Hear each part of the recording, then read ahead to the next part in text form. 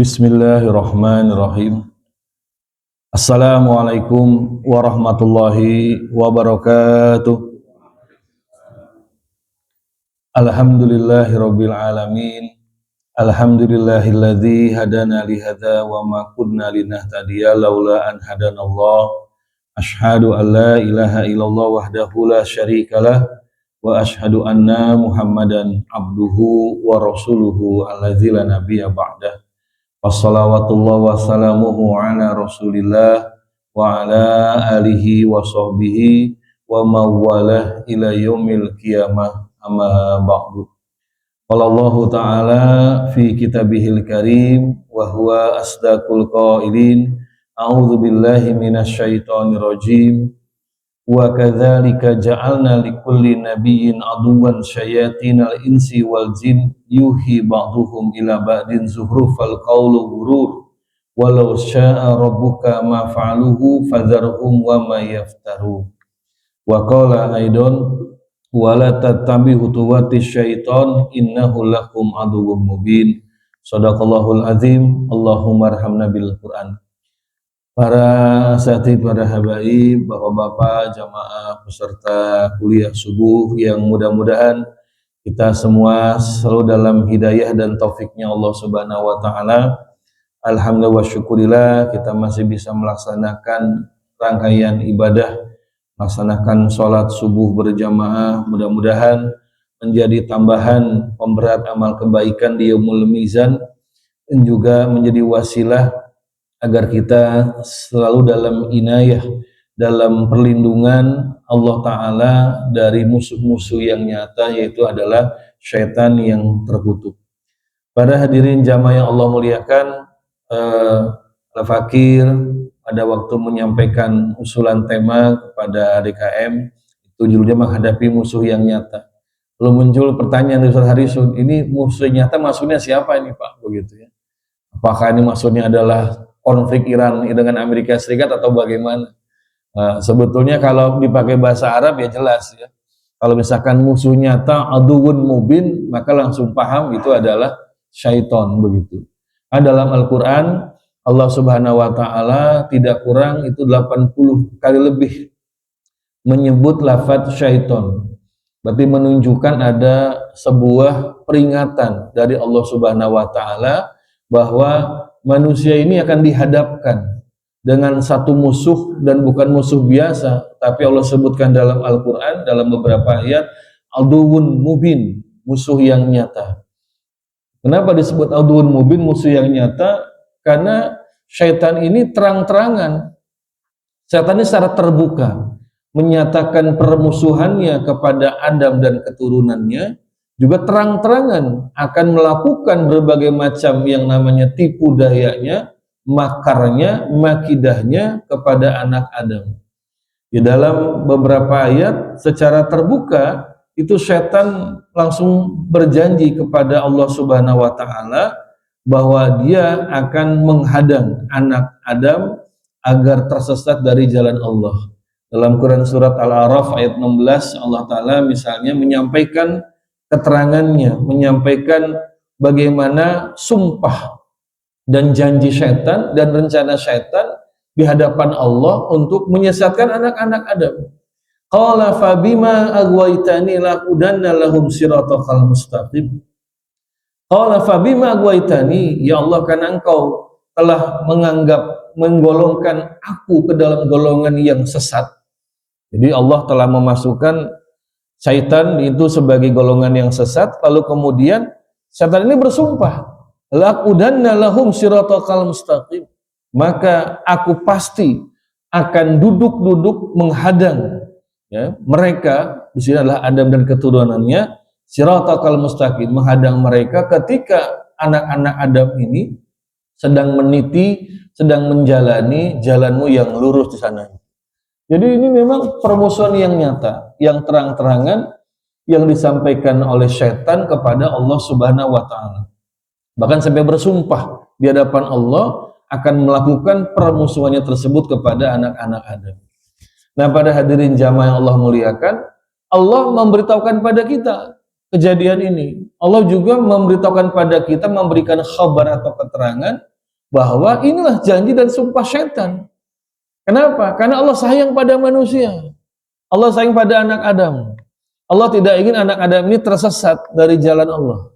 Allah tidak ingin kita ini kemudian tertipu, terpedaya dengan perangkap syaitan. Maka Allah beritahukan pada kita.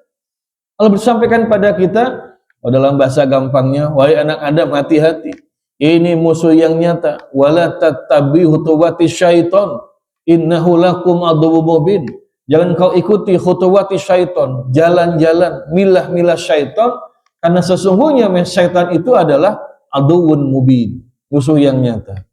Nah, para hadirin jamaah yang Allah muliakan, kalau Allah sudah memberitahukan bahwa syaitan musuh yang nyata, maka sikap yang harus diambil oleh seorang muslim, oleh anak Adam bagaimana?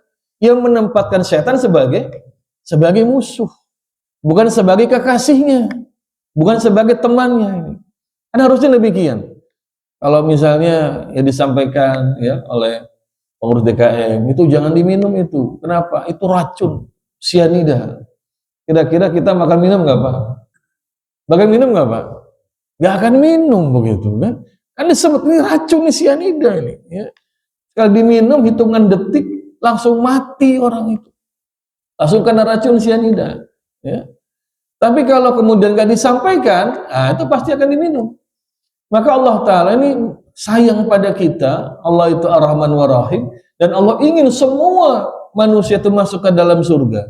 Sebagaimana juga Nabi kita Muhammad SAW juga itu menginginkan semua umatnya masuk ke dalam surga.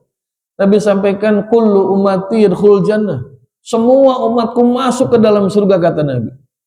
Ini sudah Nabi begitu. Tapi kata Nabi, ilaman aba, kecuali orang yang menolak masuk surga, begitu.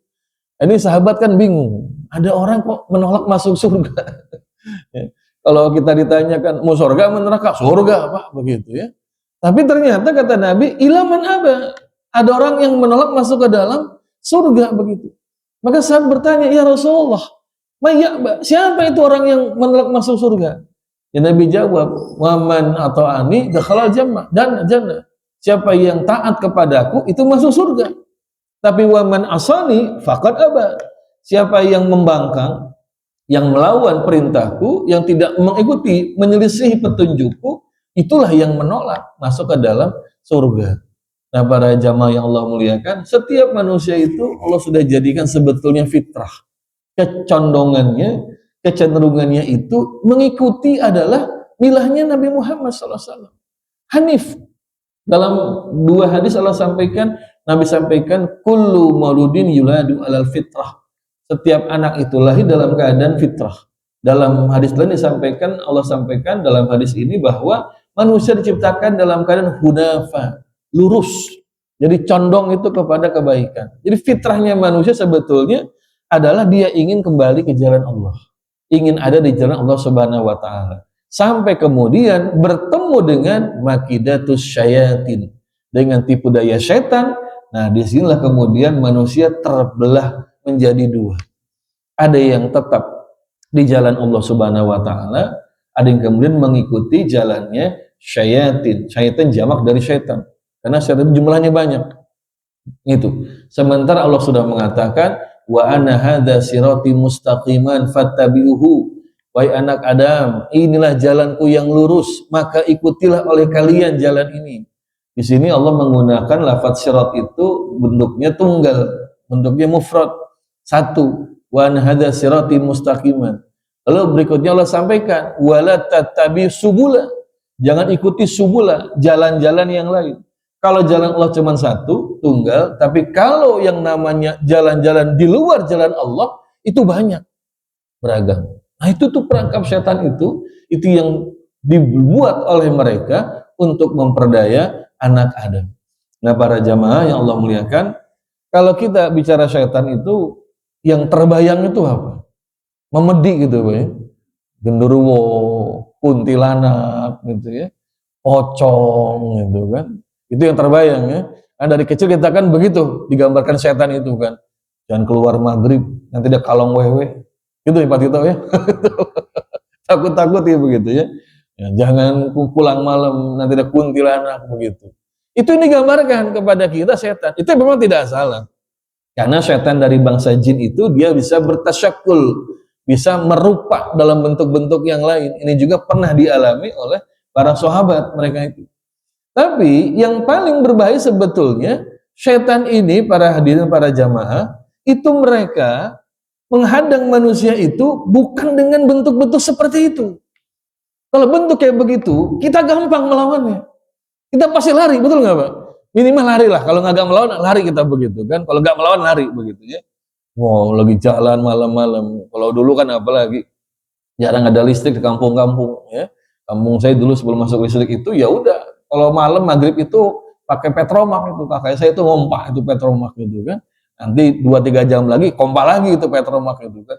Nggak ada, kita mau ke musola itu ya gelap-gelapan begitu kan. Lewatin jalan seperti itu. Kalau bentuknya setan, kalau godaan setan, tipu daya setan seperti itu, Pak, kuntilanak, ya, memedi kalau nggak segala macam. Kalau di barat itu vampir, ya, Dracula, zombie seperti itu kita gampang menghindarnya, karena kita pasti lari, begitu. Kalau nggak melawan, lari, begitu. Tapi yang paling bahaya sebetulnya bahwa tipu daya setan itu bukan demikian itu. Apa? Itu bujukan-bujukan halus begitu. Bahkan ini ya, kalau kita baca di dalam Al-Qur'an surat Al-A'raf ini setan ini dia menggoda manusia itu, Pak, para jamaah sekalian, itu memberikan nasihat-nasihat. Ini Masya Allah. Ini yang ngeri justru begitu. Ini yang paling berbahaya begitu. Memberikan apa? Seperti nasihat. Apa misalnya? Itu ketika Allah Subhanahu wa Ta'ala sudah menempatkan Adam dan Hawa di dalam jannah, lalu Allah telah mengusir iblis dari jannah, begitu. Lalu Allah kan memberikan perintah, kesempatan pada Adam alaihissalam, ya. Qul hai susi'tuma, makanlah yang kalian mau, makan begitu. Tapi kata Allah, wala taqraba hadis sajarah, jangan dekati satu pohon ini. Jadi dari sekian kelezatan yang ada di surga itu, para hadirin sekalian, Allah cuma meminta Adam dan Hawa jangan mendekati, jangankan makan, mendekati saja jangan pada satu pohon ini. Ya, ini yang kemudian oleh sebagian ulama disebut pohon khuldi begitu, walaupun namanya memang nggak disebutkan oleh Allah di sana. Ini dari sekian kenikmatan yang ada, kalau kita baca dalam kitabnya Imam Ibnu Qayyim tentang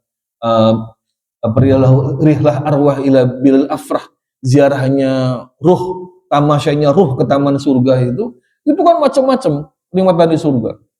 Ada daging burung begitu, ya. Kemudian juga ada sungai madu, sungai susu, ada sungai khomer begitu, ya. Macam-macam begitu. Dari semua kenikmatan yang ada, cuma satu yang Allah minta jangan didekati, gitu. Lalu bagaimana ini? Nah, ini yang terjadi kemudian syaitan ini, ya, atau iblis ini lalu membujuk Adam dan Hawa, tapi yang lebih dibujuk itu Hawa dulu, Pak. Ya, yang dibujuk itu Hawa dulu. Maka sampai dikatakan oleh baginda Nabi Muhammad SAW dalam hadis sahih, seandainya ya, iblis tidak menggoda Hawa, maka Adam dan Hawa tidak akan keluar dari surga. Jadi memang di sini disebutkan yang digoda pertama kali Hawa dulu. Nah, ini kan juga realita. Banyak laki-laki sekuat apapun, mentoknya kalahnya oleh siapa? Oleh perempuan, begitu.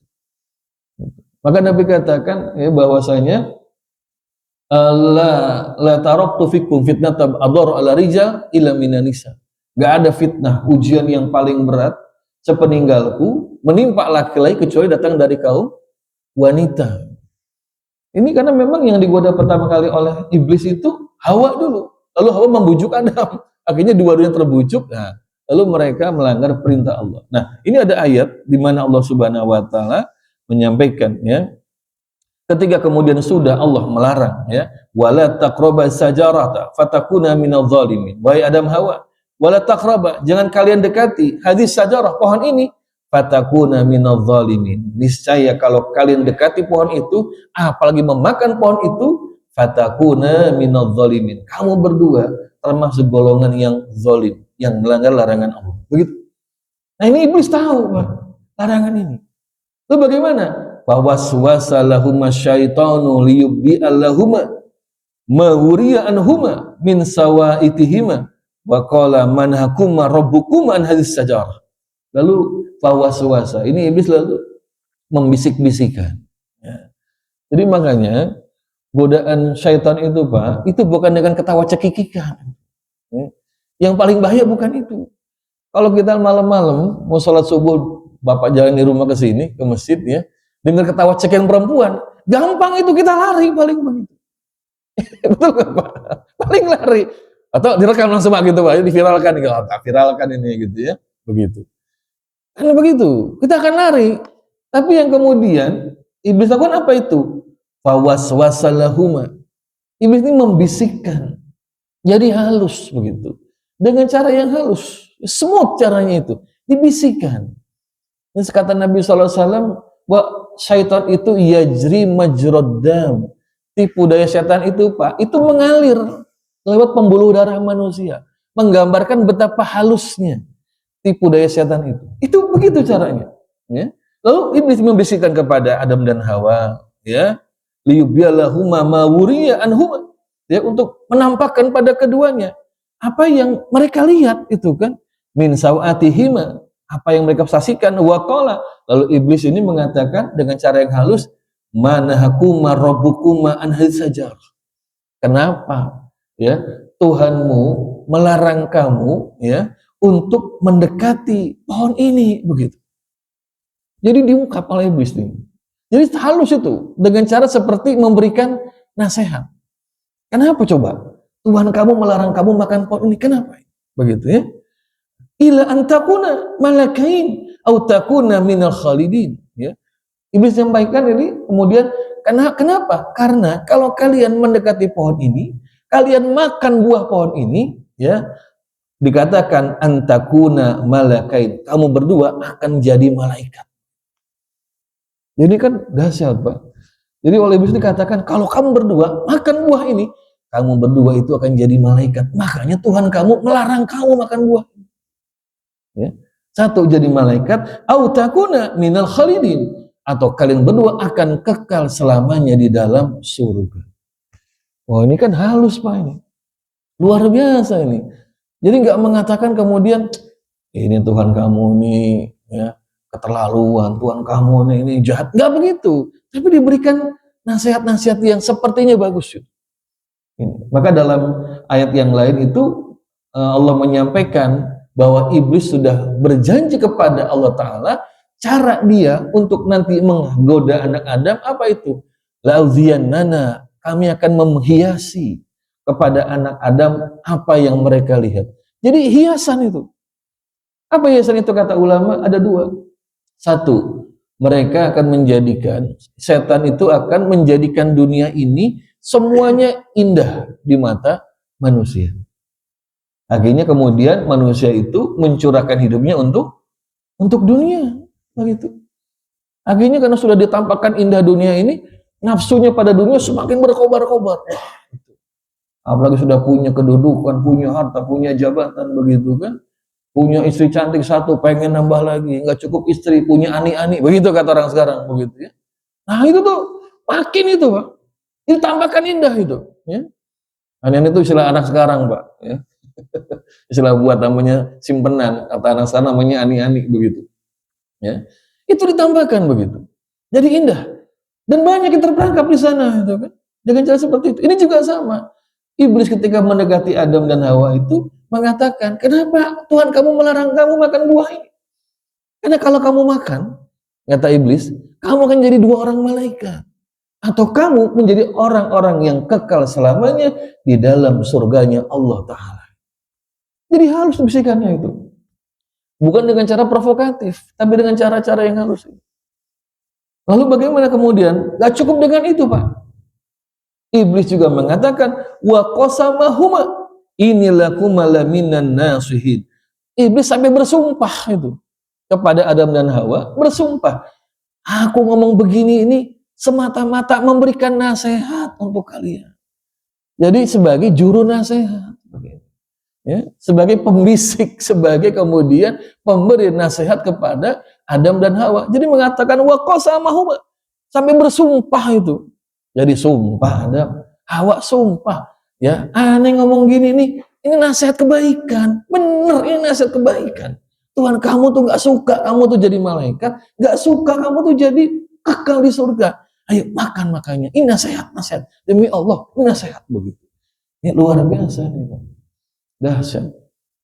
Tadi maka Al-Fakir sampaikan, kalau setan itu godaannya berupa genderuwo, kalau ngowe kuntilanak, itu gampang tuh. Ya? Diruqyah aja. Baca ayat kursi, selesai mungkin gitu. Ya? Baca Al-Falaq, An-Nas, begitu selesai gitu. Tapi yang bahaya ini justru. Dan ini yang ditampilkan dimunculkan oleh Allah kepada kita. Supaya waspada. Karena itulah perangkap syaitan yang akan diberikan kepada anak Adam. Itu kepada kita semua. Insyaallah.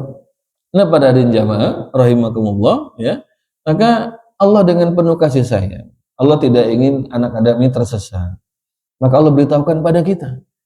Nah masalahnya adalah tinggal kita sendiri ini. Sudah Allah beritahukan, Allah kasih spillnya Pak nih, bocorannya begitu kan.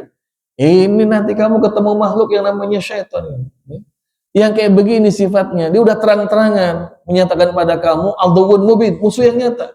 Sudah terang-terangan akan menghadang kamu ya di jalanku yang lurus begitu kan. Sudah terang-terangan akan menyesatkan kamu. Sudah terang-terangan akan nanti menipu kamu dengan tipu daya. Satu, dunia jadi indah. Yang kedua, yang haram jadi indah. Begitu. Jadi tadi perhiasan itu yang disebutkan oleh ulama. Satu, di mata kita dunia jadi indah. Maka kan banyak orang kalau sudah urusan dunia itu Masya Allah nggak habis-habis itu. Nggak habis-habis ya. Kita ngomongin proyek, ngomongin ini itu. Padahal mungkin yang kita punya sudah banyak, tapi nggak pernah puas. Itu dijadikan indah terus itu oleh setan itu. Dan yang kedua, yang haram juga jadi indah itu di hadapan anak Adam itu.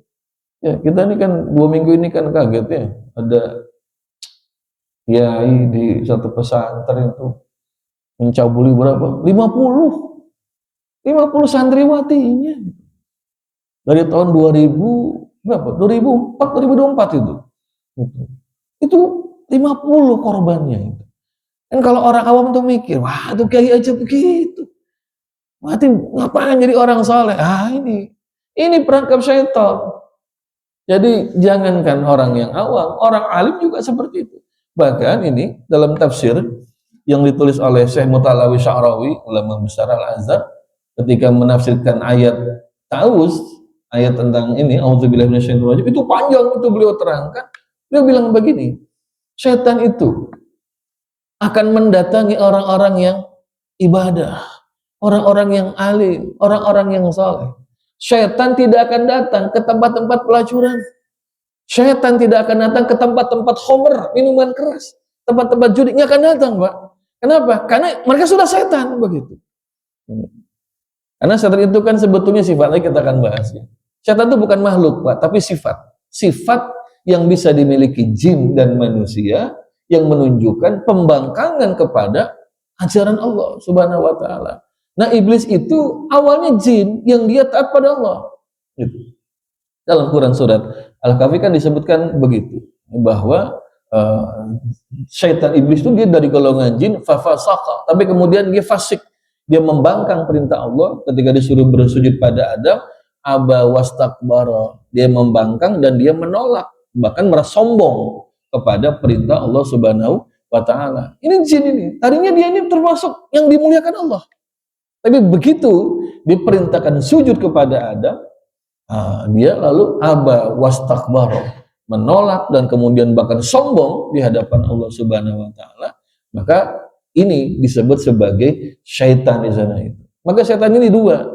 Yang tadi di awal ya Al-Fakir bacakan dalam mukadimah itu, Allah menyampaikan bahwasanya ya wa kadzalika ja'alna likulli nabiyyin aduwwas syayatinal insi wal jin.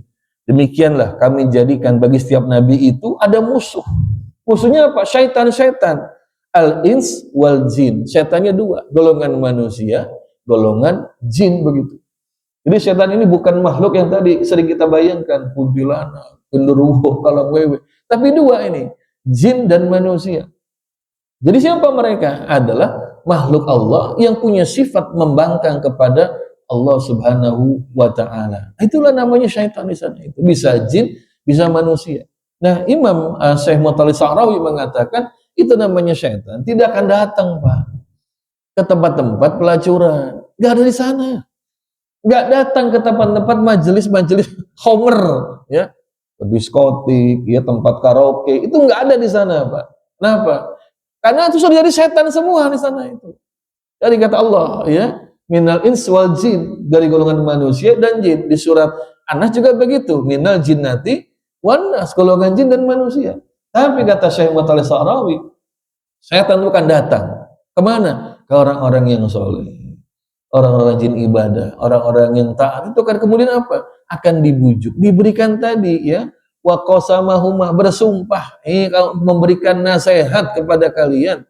Ini bukan provokasi, ini nasihat seperti itu. La haula wala quwata illa billah. Para hadirin, para bapak jamaah yang Allah muliakan, maka ini merupakan perangkap yang sangat luar biasa. Kenapa? Karena mereka sudah bersumpah ini akan menyesatkan anak Adam, akan membawa sebanyak-banyaknya anak Adam itu untuk menjadi temannya, masuk di mana? Ke neraka itu. Karena iblis sudah tahu posisi dia pasti di neraka, begitu. Yang belum tahu kan anak Adam nih, ya, dan juga golongan jin yang lain. Itu yang kemudian dipucuk, dirayu. Tapi Allah dengan pengasih dan penyayang ini lalu menurunkan Al-Quran, mendatangkan Rasulullah untuk menunjukkan pada kita, hati-hati, innahu lakum aduwwun mubin. Sesungguhnya untuk kalian dia itu, setan itu musuh yang nyata. Cuman masalahnya sudah dikasih tahu masih, nah ini masih kemudian gak mau mendengar petunjuk dari Allah, begitu. Malah lebih takut kepada syaitan daripada kepada ancaman Allah. Lebih terbujuk dengan janji-janji kenikmatan syaitan daripada janji surga dari Allah Subhanahu wa ta'ala. Ini, Pak. Jadi para jamaah Allah muliakan, ini hati-hati. Jadi bujukan setan ini luar biasa. Jadi halus sekali begitu. Bisa berupa dia itu nasihat yang sepertinya memperbaiki rumah tangga. Seperti nasihat mungkin yang memperbaiki muamalah kita dan segala macam. Tapi kemudian akan menyesatkan dari jalan Allah. Pada diri jamaah dulu itu ada, kita kenal satu, ya, kelompok Islam, ya, memperjuangkan Islam dan melawan penjajahan Belanda, Syarikat Islam, ya, yang pendirinya Haji Omar Said Cokro Aminoto. Yang ini guru orasinya, ya, Soekarno itu. Karena Soekarno pernah tinggal di rumah Cokro Aminoto dan dinikahkan dengan putrinya Utari, tapi kemudian bercerai. Ya. Itu Serikat Islam, tadinya Serikat Dagang Islam, karena mengumpulkan para pedagang-pedagang Muslim, Pak, itu, ya, untuk kemudian melawan ekonomi yang dibuat oleh Belanda. Tapi lama-lama berubah jadi Serikat Islam, bukan lagi dalam perdagangan, tapi juga perdagangan dan politik untuk melawan Belanda pada saat itu. Tapi ini, ya, ini subhanallah, ini disusupi ini oleh apa? Oleh setan. Berupa apa? Pemikiran sosialis itu. Maka syarikat itu pecah dua itu. Ada syarikat Islam yang disebut syarikat Islam merah, ada yang disebut putih, begitu. Yang merah ini yang sosialis, Pak. Yang dipimpin oleh Semaun ini. Ya. Oleh Semaun yang dia terpengaruh dengan pemikiran sosialis komunis yang dibawa oleh Snevliet dari Belanda itu. Jadi pecah dua itu syarikat Islam itu. Ini saking luar biasanya perangkap tipu daya setan, selevel orang alim saja itu terpengaruh itu oleh pemikiran sosialis komunis itu. Udah sampai pecah dua itu Islam itu. Ada Semaun, ada SI Semaun, ada SI yang masih Haji Omar Said Cokro Aminoto.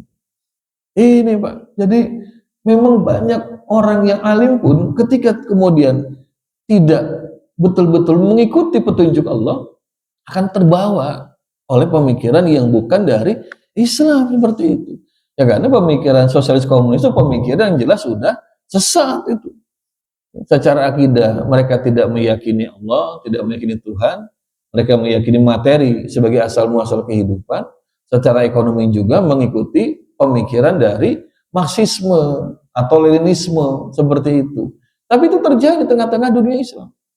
Di Mesir juga sama itu, Pak. Itu ada yang namanya kelompok Al-Yasar Al-Islami, kelompok kiri Islam. Ya. Jadi kata mereka nih, Islam ini memperjuangkan sosialisme. Itu juga bulan lalu Al-Fakir juga lihat tuh di media sosial ada pesantren ya kiri Islam. Wah, masya Allah itu. Jadi ada daurah pesantren kilat ya. Itu membahas tentang pemikiran sosialis komunis ya, yang kemudian itu menurut mereka itu ada di dalam ajaran Islam. Ini nih, padahal Islam itu la syarqiyah wala gharbiyah.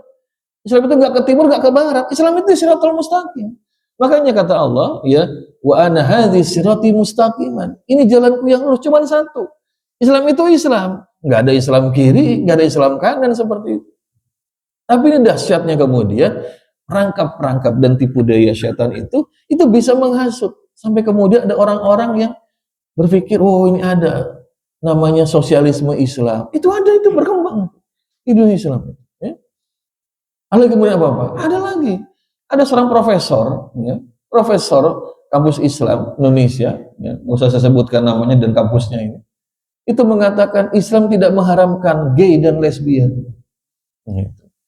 Bahkan sampai itu dia mengatakan bahwa kenapa Allah mengazab kaum Nabi Lut, kaum Sodom itu bukan karena mereka gay, kata dia, tapi karena mereka melakukan perbuatan mungkar yang dibenci Allah, bukan karena gaynya begitu. Itu disampaikan itu. Ya. Bahkan ada mahasiswa fakultas syariah di kampus Islam itu, Pak, membuat buku berjudul Indahnya Pernikahan Sejenis begitu. Itu luar biasa. Kenapa? Karena mereka ini kemudian mencocok-cocokkan, cocokologi ini. Dicari yang kemudian dengan hawa nafsu mereka dimasukkan begitu. Dulu barangkali ya, Bapak masih ingat, saya juga ingat betul itu ya. Itu mohon maaf ya, zaman Orde Baru itu kalau ada yang namanya proyek pembangunan, itu banyak warga kan yang digusur atau dikasih ganti, tapi harganya murah tanahnya itu. Maka disebutnya ganti rugi, bukan ganti untung gitu ya. Itu disampaikan tuh kepada warga ya. Kalau para bapak merasa rugi dengan harga tanah yang kami beli, ingatlah innal insana lafi husrin. Sesungguhnya manusia dalam kerugian. Ini masih rugi begitu kata dia. Ini luar biasa. Jadi yang namanya ayat Quran itu, Pak, bisa dibajak itu untuk segala kepentingan itu. Kalau tidak mengikuti penafsiran yang betul itu. Ini contohnya lagi tadi itu. Bagaimana kemudian ada beberapa orang yang mengaku tokoh-tokoh Islam itu sampai mengatakan Islam gak mengharamkan gay, gak mengharamkan lesbian seperti itu. Malah di Inggris itu, Pak, ada masjid khusus kaum gay Inggris itu. Dibangun satu khusus masjid kaum gay gitu. Ada lagi kemudian, ya, ini orang-orang yang perempuan yang kita kenal dengan sebutan feminisme, kaum feminis itu, Pak. Mereka juga sama mengatakan bahwa mereka itu memprotes kitab-kitab tafsir dan kitab-kitab fikih yang dibuat oleh para ulama. Karena kata mereka apa? Kitab tafsir yang ada dari zaman dulu sampai sekarang, kitab fikih yang ada dulu sampai sekarang, itu kitab fikih dan tafsirnya mengandung bias gender. Kenapa mengandung bias gender? Karena juru tafsirnya yang ngarangnya laki-laki. Imam Ibnu Katsir laki-laki, Imam Qurtubi laki-laki, At-Tabari laki-laki, kata mereka karena ahli tafsirnya laki-laki, maka dalam tafsirnya itu banyak yang merugikan kepentingan kaum perempuan. Begitu. Ya. Itu sampai sedemikian rupa. Ini sangat luar biasa begitu. Ya. Dan itu banyak masuk kemudian ke tengah-tengah kaum muslimin. Bahkan itu ada kitab yang sudah sangat luar biasa di pesantren, kitab Uqudul Ijaib ya, Bib ya. Itu sampai dikritik kitab itu. Kitab ini terlalu merendahkan posisi kaum perempuan. Harus manut sama suami, harus nurut sama laki-laki. Kitab ini mengandung bias gender karena menempatkan perempuan dalam posisi yang rendah sebagai istri. Begitu. Ini Pak, ini tadi adalah makidatus syayatin. Ini tipu daya setan nih kayak begini nih. Tapi caranya halus, gitu kan? Tuh lihat, dalam Islam itu pernikahan perempuan itu cuma 3 kerjanya: sumur, kasur, dapur, begitu. Kamu kan lulusan kampus negeri bagus, lulusan UI, ITB, begitu kan? IPB. Masa cuma jadi istri doang? Kamu juga harus kerja, punya penghasilan, dan kamu juga di rumah tangga harus sejajar dengan suami, begitu kedudukan. Suami kamu kampus apa? Kampus swasta suami kamu. Kamu kampus negeri. Ya? Kamu di kampus negeri waktu itu kan jadi ketua senat, ketua BEM. suamimu ya cuman sekedar seksi keamanan doang begitu. Wah, itu dimunculkan tuh halus Pak. Akhirnya nggak sedikit perempuan kemudian dia berontak, ya, minta kemudian kesamaan di dalam rumah tangga. Ini kita sekarang sama-sama, aku sarjana, kamu juga sarjana, begitu kan? Udah kita sama-sama memimpin. Jangan kamu yang memimpin, aku juga punya hak untuk memimpin. Begitu. Nah, udah, itu masuk halus, bisikannya tuh halus, bujukannya halus begitu kan? Gitu, ya. Ya, hamil itu hak kamu perempuan. Jangan kamu disuruh hamil oleh laki-laki kamu. Kamu punya hak menolak untuk hamil dan dihamili begitu. Akhirnya muncul itu paham yang namanya apa? Child free. Gak mau punya anak, gitu kan? Gak mau punya anak. Nah, hamil itu hak perempuan, bukan hak laki-laki. Ya, laki-laki boleh menggauli istri, tapi nggak boleh meminta istrinya hamil. Ini luar biasa ini. Luar biasa. Bahkan muncul hak aborsi juga. Itu alasan orang-orang yang mendukung aborsi apa? Namanya kata mereka, janin itu kan bagian tubuh saya. Tubuh perempuan. Maka hak perempuan juga untuk nanti menghilangkan bagian tubuh itu. Ibarat punya rambut, rambutnya mau panjang mau pendek, hak perempuan. Begitu panjang mau dipotong pendek, ya hak perempuan. Janin juga sama. Ini juga bagian tubuh perempuan. Mau dihilangkan, ya hak perempuan. Gak boleh ada yang melarang. Seperti itu. Jadi luar biasa. Masuk itu halus. Jadi dengan cara nasihat-nasihat. Seperti masuk akal. Seperti logis. Tapi itu nanti ujungnya berujung kepada kesengsaraan manusia, kehidupan dunia, apalagi di akhirat. Ya, ini tadi bicara masalah pelecehan seksual itu kan awalnya karena terbujuk oleh syaitan itu. Ya. Jadi sang kiai ini mungkin memanfaatkan jabatannya, gimana mau jadi waliullah nggak, begitu. Jadi busuk gitu kan, mau ilmunya mau naik nggak, gitu kan, mendapat pahala besar nggak. Mau yai, ngapain? Ya, layani yai kalau begitu. Itu nih kalau kayak cabul Pak, tapi insya Allah ulama yang muklis juga masih banyak, jangan khawatir ya. Ini saya ngomong gini, jangan-jangan Bapak takut nanti anak masuk pesantren. Jangan takut Pak, insya Allah. Yai yang muklis, yang pejuang juga masih banyak begitu kan. Ini kasus aja seperti ini begitu kan. Begitu. Jadi terjadi kasus seperti itu kemudian.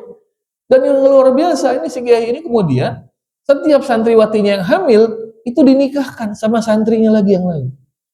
Jadi untuk menutupi aibnya itu dinikahkan. Ini kan dosanya berlipat lagi nih. Sudahlah menzinahi, lalu menikahkan orang yang hamil bukan karena dia pelakunya. Jadi pakai pemain cadangan, pemain pengganti ini. Ini dosa lagi nih, maksiat di sini. Begitu kan. Wah, udah makin kagak karu-karuan begitu. Lalu masyarakat yang marah itu kan memberikan usulan. Oh, udah pemerkosa itu dikebiri saja itu. Nah, ini usulnya juga tipu daya setan juga begitu. Kenapa? Kan dalam Islam, hukuman buat pezina bukan dikebiri. Allah sudah sampaikan, ya. Azaniyatu wazani fajlidu kulla wahidin minhuma mi'atal jaldah. Kan begitu. Pezina laki-laki, pezina yang perempuan, masing-masing jilid 100 kali cambukan. Kalau mereka ini pelakunya belum menikah, begitu. Kan jelas begitu. Ini perintah Allah. Kenapa muncul usulan? Udah kebiri saja begitu. Kan ini tipu daya setan lagi. Malah kalau pelakunya yang sudah pernah menikah, apa kata Nabi SAW? Rajam itu sampai mati begitu. Nah, masya Allah para hadirin sekalian, ini memang perangkap setan itu masuk ke semua lini. Ketika orang belum punya masalah, dibikin punya masalah. Ketika sudah punya masalah, solusinya juga diberikan masalah lagi begitu kan. Orang nggak punya uang, udah judol itu, udah ke judol aja, biar punya uang. Kan itu nggak besar kok, cuma 100.000 masangnya, 50.000 juga bisa, gacor gitu katanya begitu kan. Udah itu masang, yang menang, wah ketagihan dia, begitu menang, masang lagi, kalah penasaran, pasang lagi, kalah terus, bagaimana uangnya habis? Itu ada pinjol itu, udah main pinjol aja. Oh udah dia ambil pinjol sana sini gitu kan. Akhirnya judinya kalah terus, pinjolnya terus jalan, aplikasi ini nggak cukup, ambil macam-macam aplikasi, akhirnya gali lubang, tutup empang. Begitu. Kebelit dengan hutang, lalu bagaimana? Pikirannya, udahlah kalau gitu, muncul pikiran yang negatif lagi. Gimana kalau saya jual ginjal aja nih buat bayar utang begitu? Muncul pikiran ngawur lagi begitu kan? Gimana kalau saya ngerampok? Gimana kalau saya nanti Ya, ini aja lah, ambil uang kantor aja, atau saya begini begitu. Itu orang itu terus diperangkap oleh setan dengan berbagai macam, tapi caranya halus. Tadi sampai dalam Al-Quran Allah sampaikan, itu setan sampai bersumpah kepada Adam dan Hawa. La qasamahuma.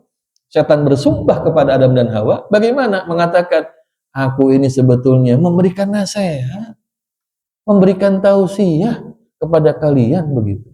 Sama seperti ketika para nabi mengajak kaumnya untuk kemudian bertauhid, menyembah Allah, apa kata kaumnya? Hasbuna wajadna alaihi aba'ana. Kami nggak mau lah nyembah Tuhan kamu, wahai para nabi. Kami sudah cukup dengan apa yang kami dapatkan dari bapak-bapak moyang kami. Dari bapak kami begini, tradisi leluhur, kami pertahankan. Gak usah pakai yang baru-baru lah begitu kan. Apalagi lihat para nabi itu, para rata-rata, itu mereka bukan orang-orang yang bangsawan luar biasa. Nabi Saleh, Nabi Hud itu berdakwah, di tengahnya itu banyak bangsawan, banyak para pejabat. Akhirnya makin dilecehkan begitu kan. Kamu ini Hud, kamu ini bukan bangsawan, bukan pejabat kami. Ngapain ngajak begitu? Ya itu makin kemudian dihinakan dan dilecehkan. Itu yang terjadi. Para hadirin jamaah yang Allah muliakan. Inilah bagaimana kemudian kita menghadapi ini. Yang pertama, telah disampaikan oleh para ulama mengutip firman Allah Subhanahu wa taala, tidak ada yang lain kecuali apa? Isti'azah. Isti'azah. Kita minta perlindungan kepada Allah. Ya. Di dalam Al-Qur'an surat Fussilat Allah sampaikan, wa imma yanzighannaka minasyaiton nazgha fasta'id billah innahu huwas samiul alim. Maka jika syaitan mengganggumu dengan suatu gangguan, fasta'id billah, minta perlindungan kepada Allah, innahu huwas samiul alim. Sesungguhnya Allah Maha mendengar lagi Maha mengetahui. Harus isti'azah. Isti'azah ini dengan ucapan juga dengan tindakan. Dengan ucapan kita langsung ta'awuz. Misalnya na'udzubillah, ada bapak-bapak depan rumah malam-malam ya, duduk-duduk bengong gitu ya, ambil kopinya nggak habis-habis, ambil ngerokok sebat begitu ya, mikirin nih anak nanti sekolah bayarnya pakai apa begitu kan, masuk itu nanti Pak gitu kan. Nah, kan besok ada proyek tuh, udah aja potong aja atau markup aja 30% begitu kan, masuk tuh, nah, ya kayak gitu ya, masuk itu kan yang paling dahsyat ya, proyek markup aja terus begitu kan. Lalu bagaimana? Buru-buru ta'awuz. A'udzubillahi minasyaitonirrajim. Kenapa? Itu karena yuwaswisu fi sudurina. Itu bisikan dalam dada kita. Buru-buru ta'awuz. Buru-buru isti'azah itu. Ya. Masya Allah. Karena kalau enggak bablas itu udah langsung dieksekusi kayak seperti itu ya. Langsung isti'azah ini. Yang kedua dengan perbuatan. Apa perbuatannya? Allah sampaikan ya dalam surat Al-Baqarah, ya ayyuhalladzina amanu dkhulu fis-silmi kafah wa la tattabi'u khutuwati syaiton innahu lakum aduwwum mubin. Wahai orang-orang beriman, masuklah ke dalam Islam secara kafah, secara totalitas menyeluruh. Nah, Allah langsung hadapkan dengan dua pilihan. Kalau masuk Islam secara kafah, tidak akan mengikuti khutuwatus syaiton, langkah syaiton. Tapi kalau enggak berislam secara kafah, pasti mengikuti langkah-langkah syaiton seperti itu. Jadi supaya selamat, kita memang harus taat pada Allah secara totalitas dalam segala hal. Sama seperti sholat, jangan ditawar-tawar. Saya mah sholatnya zuhur dulu lah, subuh masih berat. Gitu. Susah bangun, saya mah sholatnya isya aja lah, karena kalau maghrib, asar masih di jalan ini begitu. Ya. Seperti itu. Kan nggak boleh begitu. Ya, saya mah sholatnya seminggu sekali aja lah, karena di kantor dan masjid begitu. Ada juga sholatnya sekali seumur hidup, itu pun disolatkan ya, sholat jenazah begitu ya. Gitu kan. Ini harus kafah totalitas. Sahur kita totalitas sebulan penuh. Ramadan begitu. Yang haram juga totalitas. Yang haram jangan kita pandang indah begitu. Karena kalau enggak, Allah hadapkan wala yatattabi'u khutuwatis syaitan. Kalau enggak Islam secara kafah, kamu akan mengikuti langkah-langkah syaitan. Sementara setan innahu lakum aduwwun mubin. Sementara setan musuhmu yang nyata. Nah, para jamaah Allah muliakan, ini dua ini.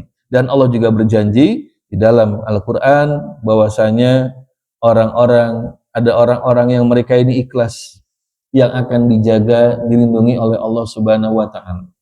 Orang-orang yang mereka ini akan terjaga. Siapa tadi? Orang yang ketaatannya penuh, ya, imannya juga dikokohkan di hadapan Allah Subhanahu wa taala. Itu yang disebut oleh iblis langsung, bahwa ila min ibadikal mukhlisin, bahwa aku akan hasut, goda hamba-hambamu, ila min ibadikal mukhlisin, kecuali hamba-hambamu yang mukhlis, itu yang tidak akan tergoda, terpedaya. Apa mukhlis itu? Yang mereka dalam perlindungan Allah karena taatnya itu yang luar biasa, karena imannya luar biasa, maka Allah berikan perlindungan kepada mereka. Nah, ini barangkali yang bisa disampaikan pada kesempatan terbatas. Ya, mohon maaf kalau banyak kekurangan. Ya, mungkin kalau ada yang ingin didiskusikan, mudah-mudahan bisa saya bantu jawabannya. Satu atau dua orang. Tafadhol Mas Guru. Pertama, memang ada ujian itu datang dari Allah. Dalam Quran surat Al-Baqarah Allah sampaikan, walanabluwannakum bisyai'in. Ya, Allah sudah berjanji, pasti kami akan uji kamu dengan sesuatu. Minal khauf, rasa takut, ya.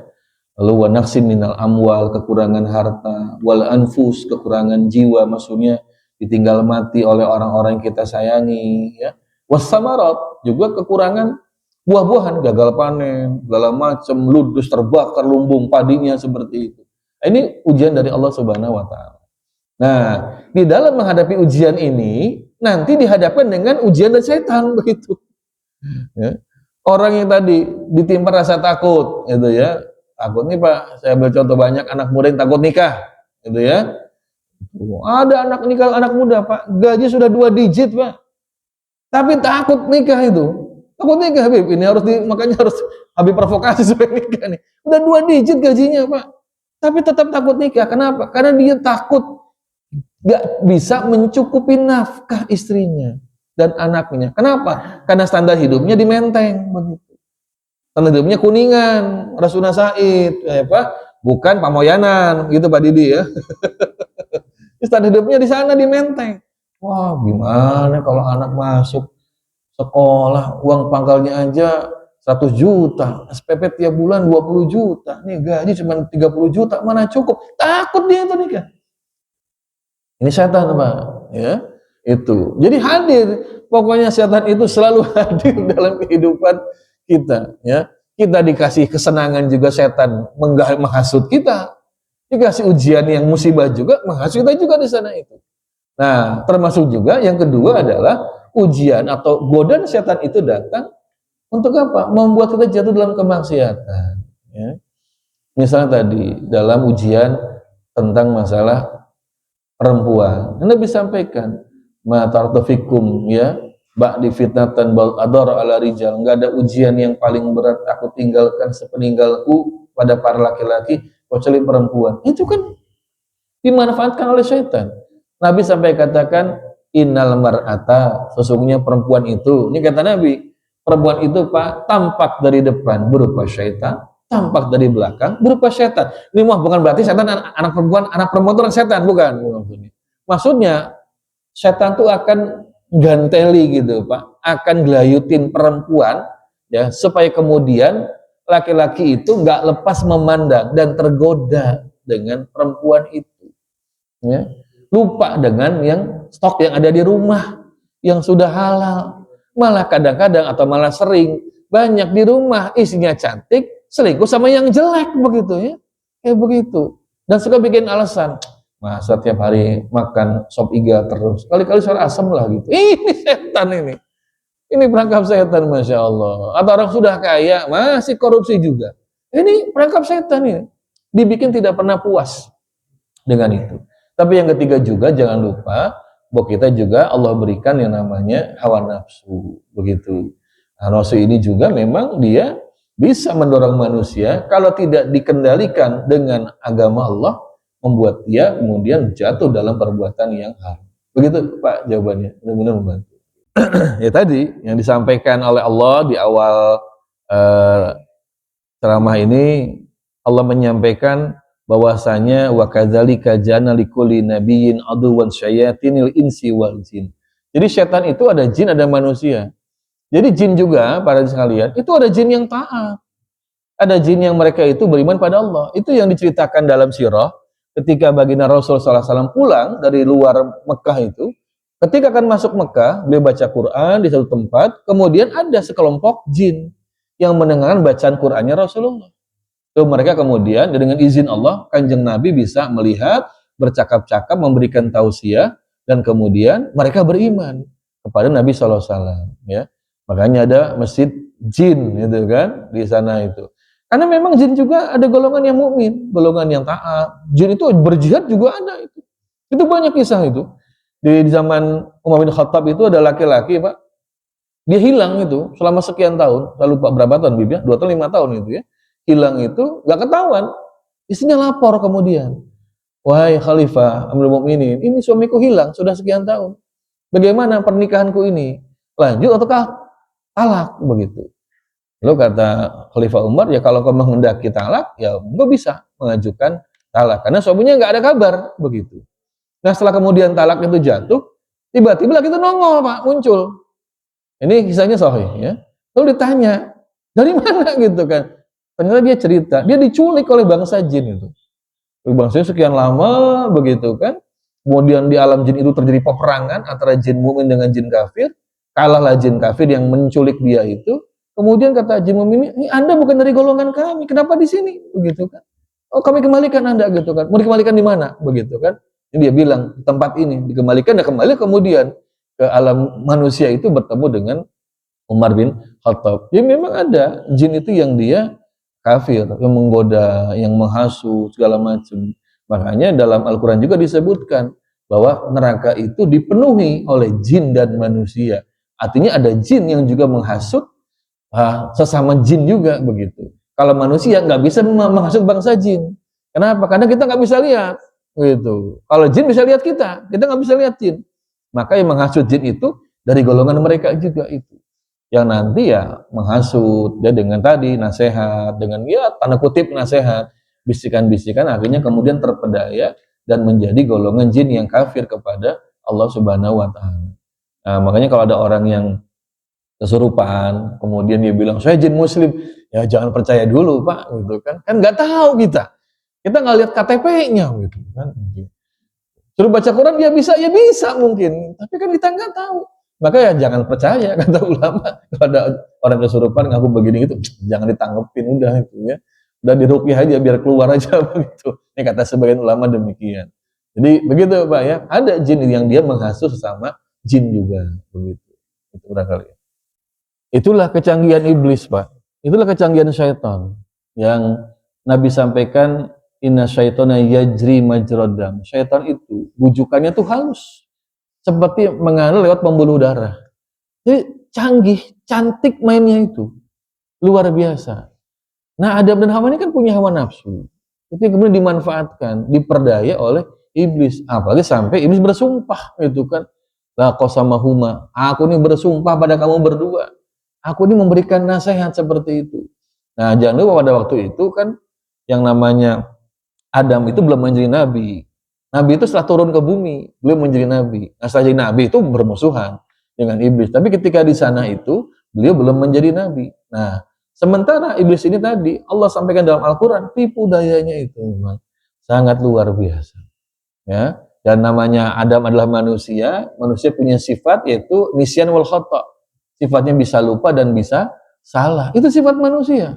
Nah, tapi kalau sudah menjadi nabi, itu dijaga oleh Allah Ta'ala. Makanya para nabi dan rasul semuanya itu disebutnya ismah, terpelihara dari dosa, dari hawa nafsu yang buruk, itu terpelihara. Nah, tapi kalau belum menjadi nabi, itu sebagian ulama mengatakan itu masih bisa kalau belum menjadi nabi. Nah, tapi kalau nabi kita Muhammad SAW itu masya Allah sejak bahkan dalam kandungan sampai rasul itu dijaga oleh Allah Subhanahu wa taala. Jadi jawabannya karena satu memang itu adalah manusia punya sifat nisyan wal khata dan belum beliau menjadi nabi di sana. Yang kedua, bahwa ini perangkap dan tipu daya iblis itu memang sangat luar biasa sampai-sampai bisa membuat manusia terlupa dengan janji Allah. Nah, kalau kita tanya tuh pada kiai yang cabul itu, Pak Kiai nggak tahu zina itu haram? Jawabannya kira-kira apa? Apa jawabannya kira-kira Pak? Pak Kiai tahu nggak gitu kan? Apa ayatnya yang mengharamkan zina? Hafal nggak ayatnya kira-kira Pak? Hafal itu dia itu. Hafal.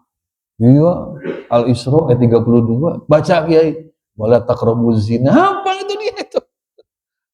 Hafal. Kan sudah tahu begitu. Tapi hawa nafsu itu yang kemudian lebih condong kepada perangkap tipu daya syaitan di sana itu.